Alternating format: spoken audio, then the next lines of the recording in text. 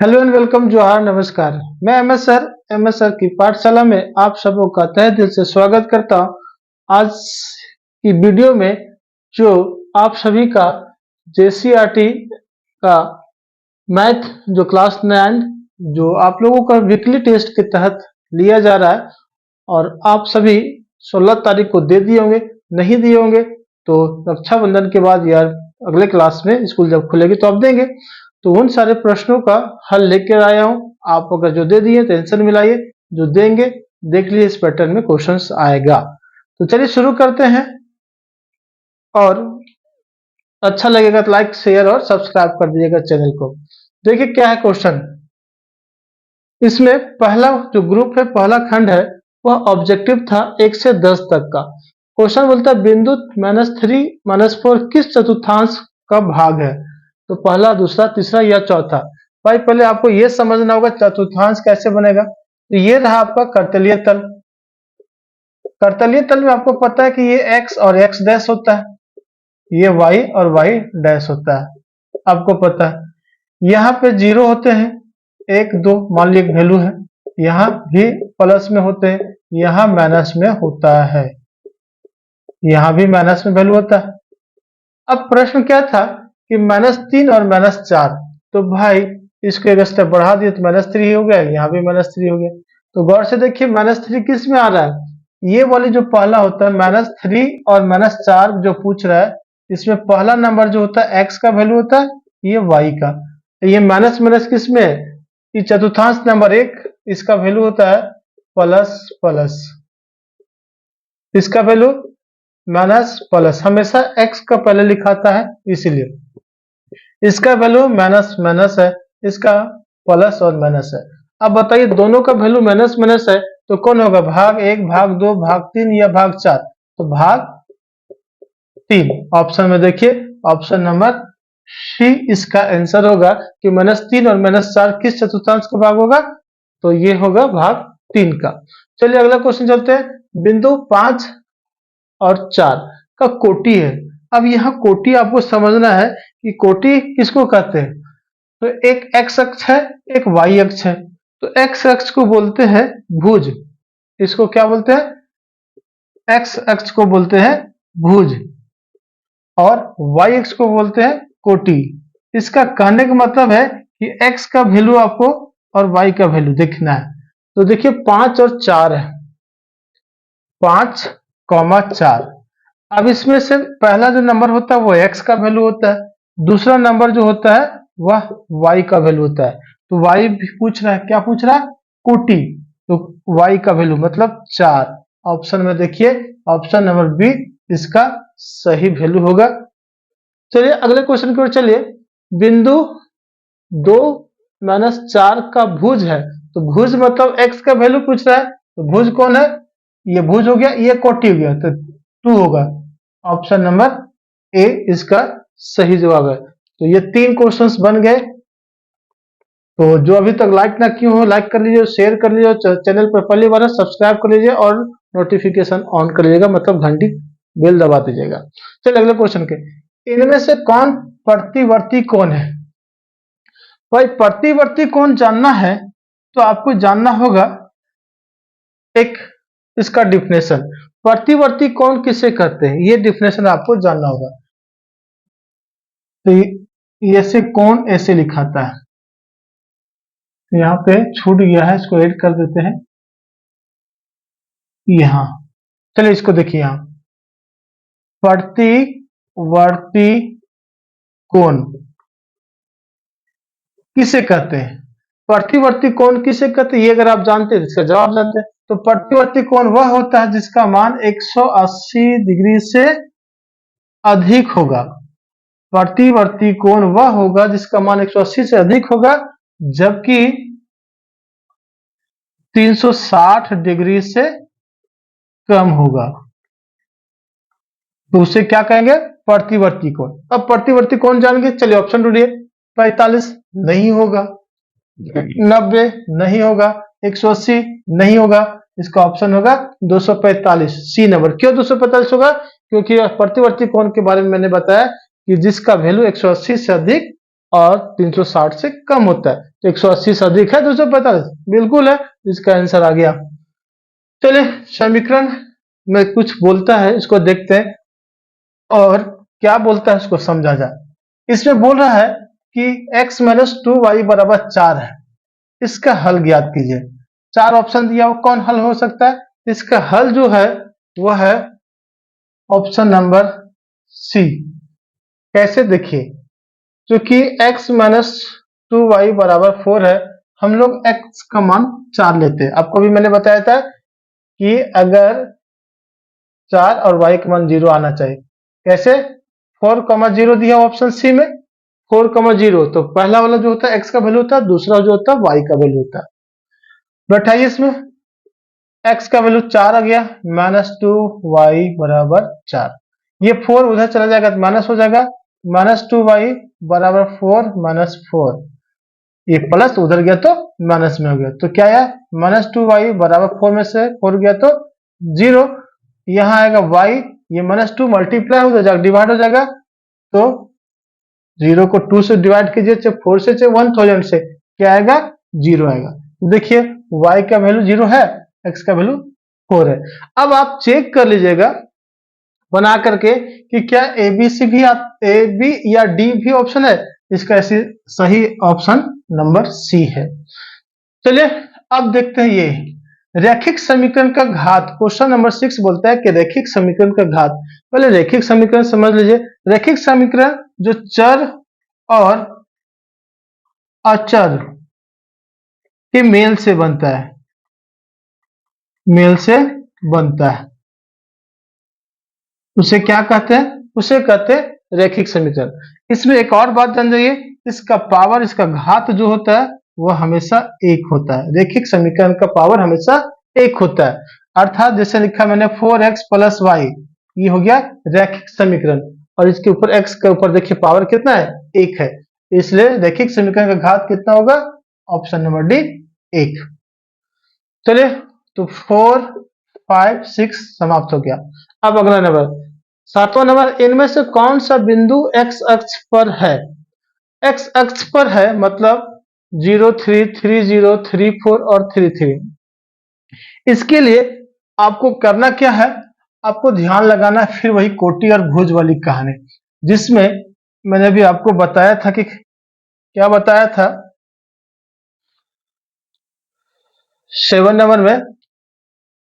इसमें एक जो एक दूसरे को काटता है ना, ये वाली, वो होता है मूल बिंदु। और मूल बिंदु का निर्देशांक आपको पता होगा कि मूल बिंदु कितने होते हैं? 0,0। तो x का मान भी 0 होता है, y का मान 0 होता है। भाई इसमें गौर से देखो तो x अक्ष पर है, तो x अक्ष पर कौन हो सकता है? x अक्ष वाला भी और y वाला भी होगा, क्योंकि y का मान जो है एक दूसरे को कटता है। यहां से y का मान 0 आना चाहिए और x का मान कुछ भी आ सकता है, x का मान कुछ भी हो सकता है, लेकिन 0 किस में है? देखिए इसमें है। मतलब ऑप्शन नंबर बी में सिर्फ y का मान 0 है, तो इसका 7 का आंसर होगा बी। ध्यान रखिएगा, क्यों मैंने बताया। मान लीजिए इसको दर्शाते 1, 2, 3, एक्स अक्ष को दर्शाना था, तो ये रहा एक्स अक्ष, 1, 2, 3, तो 3 तो एक्स अक्ष पर है, तो y का मान कितना होगा? अरे भाई 0।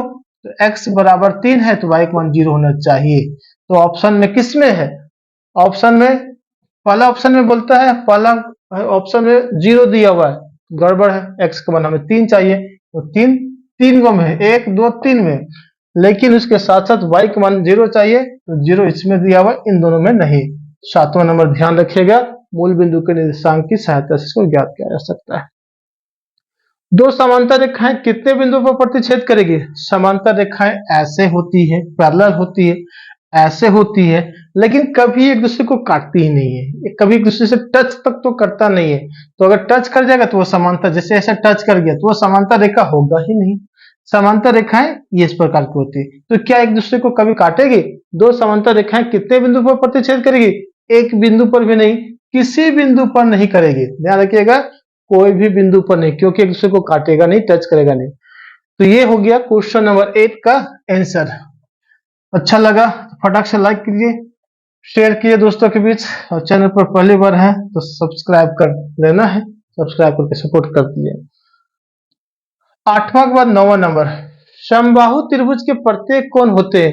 भाई समबाहु त्रिभुज देख लीजिए, जिसकी दो भुजाएं बराबर होती है। समबाहु त्रिभुज की दो भुजाएं क्या होंगी? बराबर होगी। तो जब समबाहु त्रिभुज की दो भुजाएं बराबर होगी तो उसकी एक सम्मुख भुजाएं, ये दोनों भुजाएं क्या होंगी? बराबर। मतलब इसमें सॉरी क्या था, फिर से वो देखें तो समांतर कहाँ गया, समबाहु त्रिभुज की प्रत्येक कोण, इसमें प्रत्येक कोण जो होगा 60 डिग्री होगा। समबाहु मतलब तीनों कोण, सम मतलब तीनों, तो ये तीनों क्या है? बराबर है। त्रिभुज की तीनों भुजाएं बराबर, इसे बोलते हैं समबाहु। बाहु मतलब होता है भुजा, बाहु मतलब क्या होता है? भुजा। और सम मतलब क्या होता है? बराबर। तो वैसे त्रिभुज जिसकी सभी भुजा बराबर हो उसे समबाहु कहते हैं। और ऐसी स्थिति में इन तीनों का कोण पर जो बनेगा वह 60 डिग्री बनेगा। ध्यान रखिएगा, समबाहु त्रिभुज के प्रत्येक कोण कितने होते हैं? 60 डिग्री। क्लियर? चलो नेक्स्ट चलते हैं। यदि दो कोणों का योग 180 है तो ऐसे कोण क्या कहलाएंगे? तो भाई ये पूरा कोण नहीं कहलाएगा, क्योंकि पूरा कोण का वैल्यू 90 डिग्री हुआ, ये नहीं कहलाएगा। शीर्षाभिमुख कोण का वैल्यू आप पढ़े ही नहीं होंगे।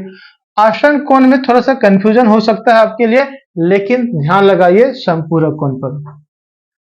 आसन कोण में थोड़ा कंफ्यूजन होता है, लेकिन संपूरक कोण एक सीधी रेखा जिसका वैल्यू दो एंगल है, एक बिंदु है, ऐसे मान लीजिए यहाँ एंगल हो गया एक। यदि दो कोणों का योग, पहला कोण दूसरा कोण, दोनों कोण को जोड़ेंगे तो क्या होगा? 180 आएगा। तो ऐसे कोणों को क्या कहते हैं? समपूरक कोण कहते हैं। ध्यान रखिएगा, ये समपूरक कोण हो गया। ठीक है, अब सारे ऑब्जेक्टिव समाप्त हो गए। इसमें अब 10 में 2-2 मार्क्स का, 20 मार्क्स का आया कि नहीं आप चेक करिए, आया तो कमेंट कीजिएगा, और क्या स्थिति है वो भी।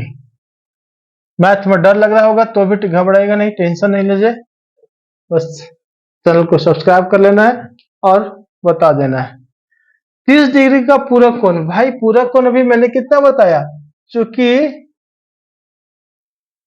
पूरक कोण या कोणों का योग अभी बताया 90 डिग्री, यहां बताया था पूरक कोण, देखिए यहां बोले तो पूरक कोण 90 डिग्री होता है। अब एक कोण दिया हुआ 30 डिग्री, तो दूसरा कोण मान लीजिए, दूसरा कोण माना एक्स भर, एक्स हो गया। तो पहला कोण कितना दिया हुआ है? 30 डिग्री। पहला कोण 30 डिग्री, दूसरा कोण एक्स, और 30, इन दोनों का योग होगा 90। 30 प्लस एक्स बराबर 90, तो क्या होगा? एक्स बराबर 30 हो जाएगा, माइनस हो जाएगा। तो 90 में से 30 गया तो आया 60। इसका आंसर 30 डिग्री का पूरा कोण ज्ञात करने के लिए उसमें 90 में घटाना पड़ता है, तो आया 60। अब है अगला क्वेश्चन, समकोण त्रिभुज एबीसी में एंगल ए बराबर 90 डिग्री है। याद कीजिए, समकोण त्रिभुज जिसकी एक भुजा 90 डिग्री की होगी और तो और उसकी दो भुजाएं ए बी और ए सी बराबर है, तो एंगल बी ज्ञात करना है। पहले पिक्चर आपको समझाते हैं। मान के चलिए ये समकोण त्रिभुज है और ये दोनों भुजा बराबर है। एंगल ए यहां दे देते हैं, ये हो गया आपका 90 डिग्री। और ए बी और ए सी ये दोनों बराबर हो गया।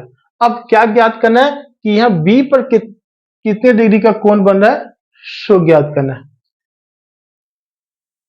तो चलिए देखते हैं इसका क्या है। चूंकि बोला है कि ए बी बराबर क्या है? एसी है। ए बी और एसी बराबर है, इसका मतलब क्या हो गया? इसलिए हम लोग बोल सकते हैं कि यह एक समद्विबाहु त्रिभुज भी है। ये क्या है? समद्विबाहु त्रिभुज है।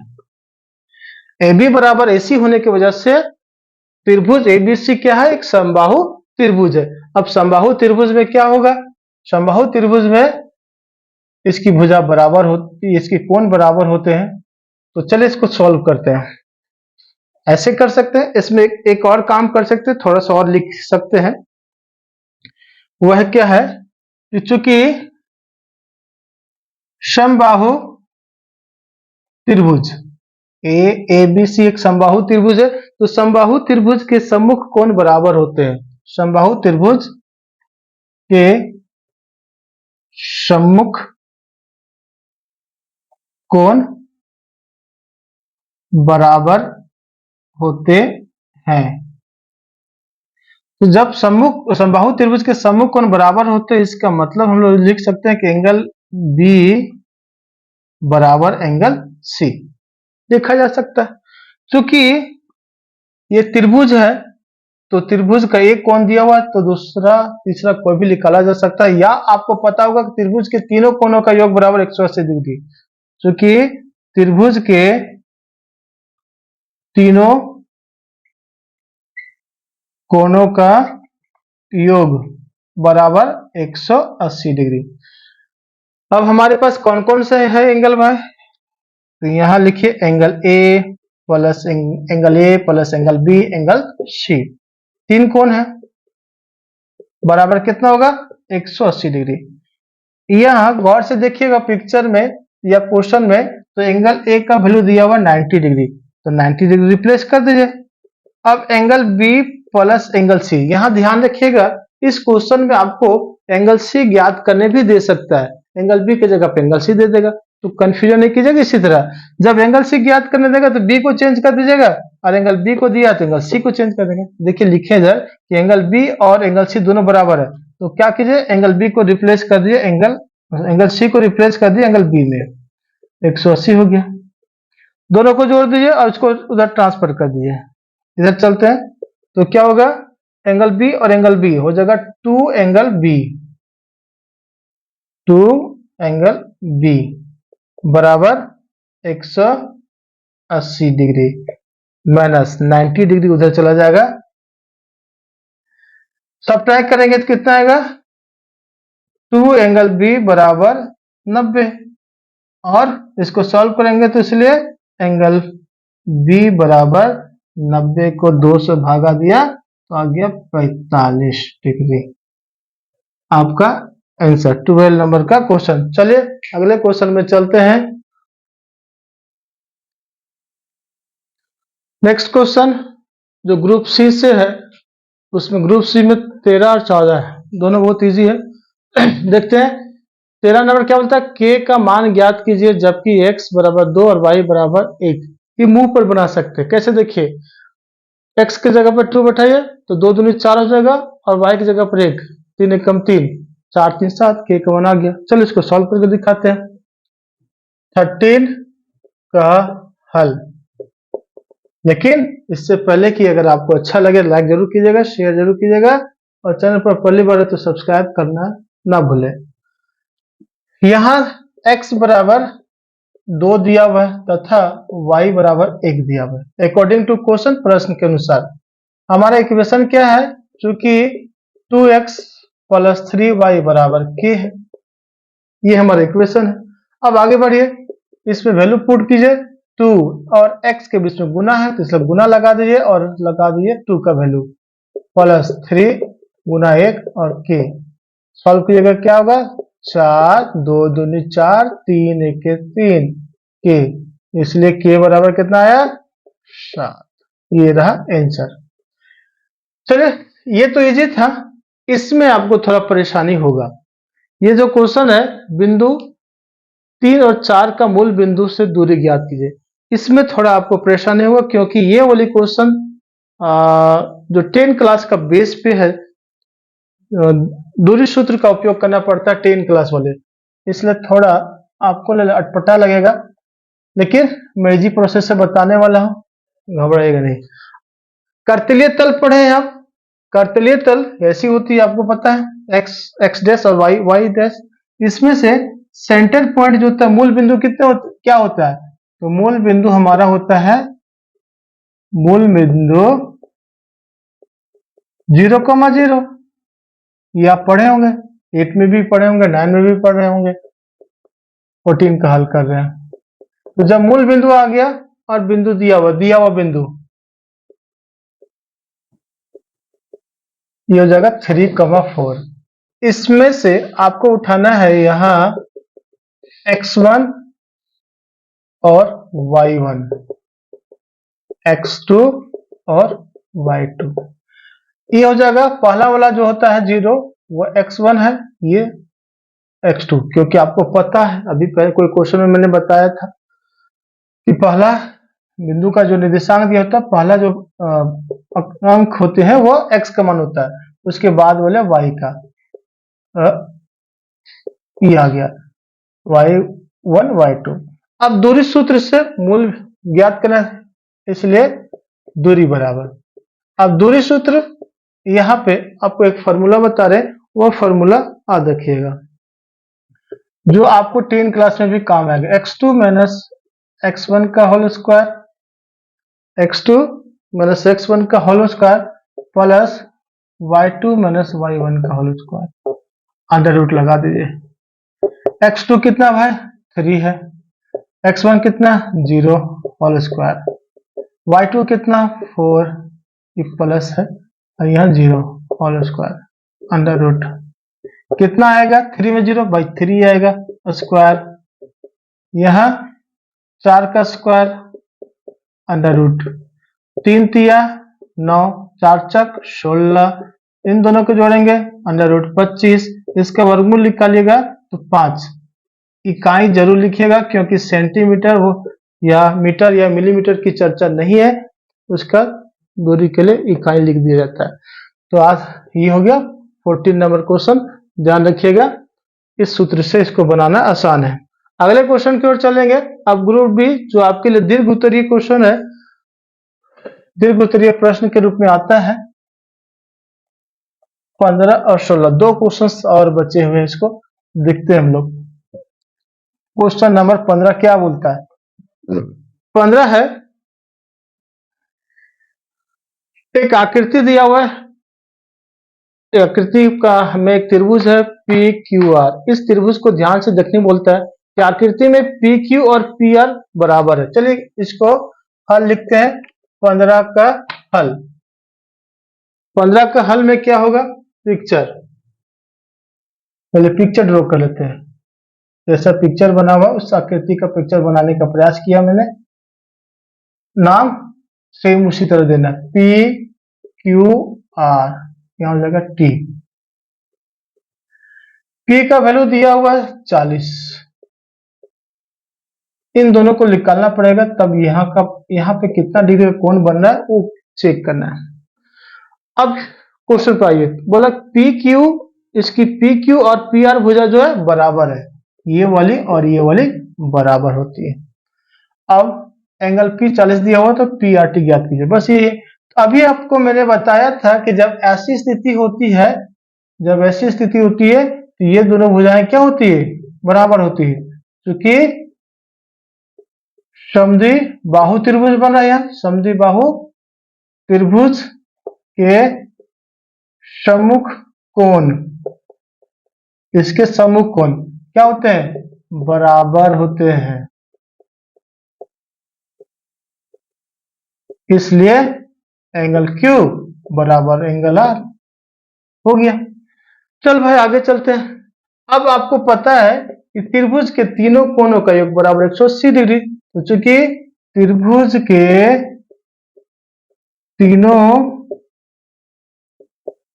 कोणों का योग या योगफल भी लिख सकते हैं, बराबर 180 डिग्री होता है। और पहला कोण P, दूसरा कोण Q, तीसरा कोण R बराबर 180 डिग्री। चलो हो गया। P का वैल्यू दिया हुआ है यहाँ और क्वेश्चन में भी दिया हुआ है, हल में हम लोग लिखे हैं यहाँ, तो 40 डिग्री बिठा दिए। अब इन दोनों में से हमें ज्ञात क्या करना है, R का वैल्यू, तो कोई भी लिख लीजिए, उससे कोई दिक्कत नहीं। Angle Q plus angle Q बराबर 180 डिग्री। सॉल्व कीजिए, ये उधर जाके सब्ट्रैक्ट कर देते हैं, तब तक Q और Q को जोड़ेंगे तो 2 एंगल Q हो जाएगा, दो गो, और 180 में से 40 घट गया तो आ गया 2 एंगल Q बराबर 140।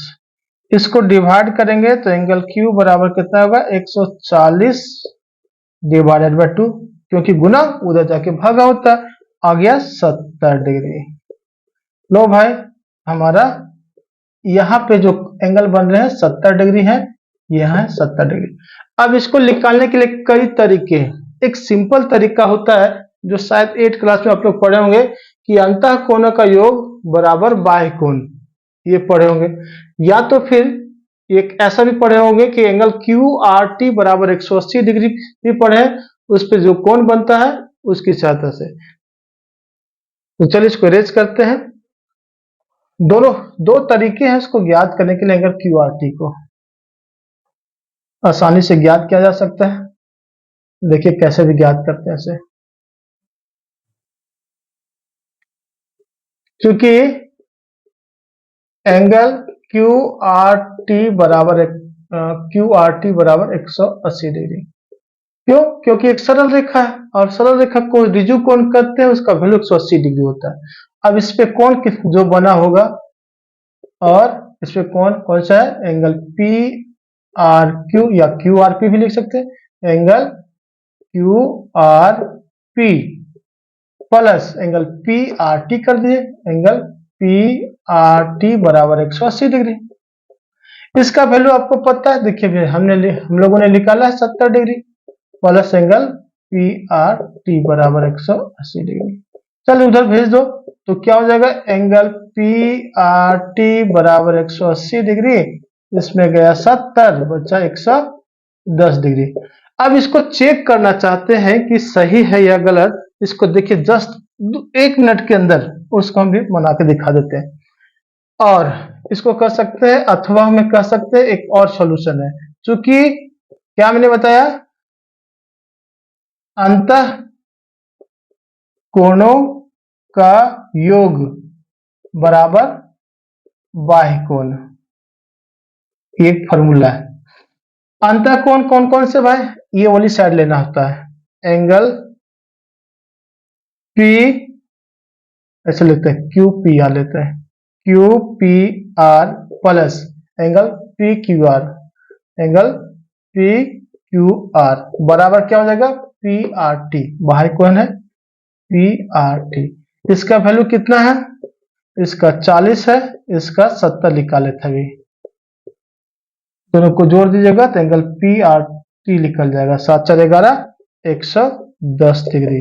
एंगल पी आर टी बराबर 110, ये नहीं पूछ रहा है हम लोगों को। तो देखिए यहाँ भी 110 आया, यहाँ भी 110 आया, तो यहाँ पे कितने डिग्री का एंगल बना?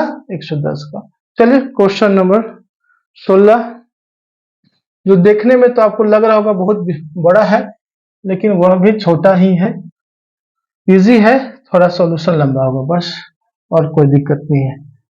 तो इसको जल्दी से हम लोग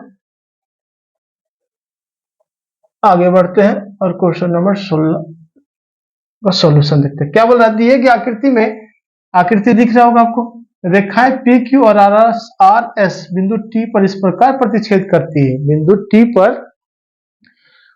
कौन कौन सी रेखा? पी क्यू, पी क्यू और आर एस इस प्रकार प्रतिच्छेद करती है, एक दूसरे को इस प्रकार काट रही है कि एंगल पी आर टी हो जाता है 40 degree, R P T 95 degree. तो टी एस क्यू पूछ रहा है, तो सॉरी टी एस क्यू दिया हुआ, टी एस क्यू बराबर 75 दिया हुआ, एस क्यू टी मतलब यहाँ कितने डिग्री कोण बन रहा है? 100। इसकी इस पर चलते हैं। 16 नंबर क्या दिया हुआ है? एक त्रिभुज है, तो चूंकि त्रिभुज के तीनों कोणों का योग बराबर 180, अभी बताया था आपको मैंने 180 डिग्री। कौन कौन से एंगल बना हुआ भाई? तो इसलिए शॉर्ट एंगल दे सकते हैं, पी आर टी भी दे सकते हैं, या तो आपकी मर्जी है तो दे दीजिए angle R P T, angle R P T plus R P T हो गया, एक है P R T, angle P R T plus इसका है एंगल पी टी एस कर दीजिए, P T R, angle P T R बराबर 180 degree. जो जो वैल्यू दिया उसको बैठाइए। आरपीटी का वैल्यू कितना 95, पीआरटी का वैल्यू कितना, पीआरटी का 40, इसका गुरुजी इसका तो निकालना है, पी टी आर बराबर 180 डिग्री। जोड़िए, एंगल पी टी आर बराबर 180 डिग्री, इन दोनों को जोड़ के इधर घटा दीजिए, तो 9 4 13 135। घटाइए कितना आएगा, यहां जाएगा 10, 10 में 5, यहां बचा 7, 7 में 3 गए तो 4, 45 डिग्री। तो यहां पे जो कोण बना है वो है 45 डिग्री। अब क्या होगा, इसमें आप पढ़े होंगे कि चूंकि शीर्षाभिमुख कोण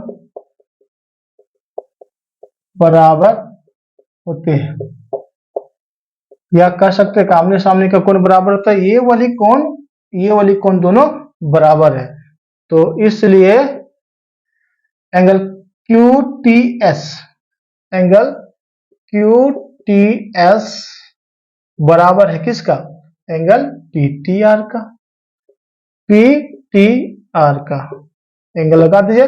ये दोनों किसके बराबर है, 45 डिग्री का। लो इसका आ गया 45 डिग्री का।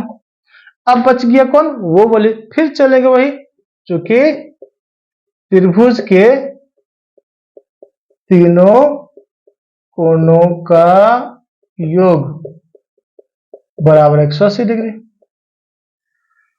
नाम दे दीजिए, इसलिए